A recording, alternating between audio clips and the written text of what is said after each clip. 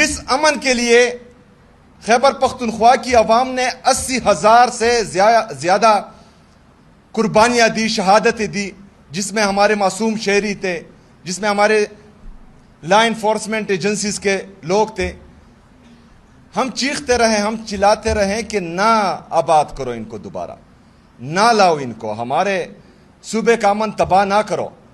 کہتے تھے جھوٹ بول رہے ہیں. لیکن اس کے بعد کیا ہوا؟ وہ لوگ آئیں، آپ لوگ دیکھ رہے ہیں، ملٹری آپریشن زبردستی کیے جا رہے ہیں، ڈرون اٹیکس میں ہمارا کولیٹرل ڈیمیج ہو رہا ہے، معصوم لوگوں کو شہید کیا جا رہا ہے. پرسوں عالم اسلام کے لیے بڑا سانحہ تھا، شیخ ادریس صاحب، ان کو شہید کر دیا گیا. تو یہ ہمارا نقصان ہے خیبر پختونخوا کی عوام کا، خیبر پختونخوا کا. لیکن یہ پالیسیز چلتی رہے گی.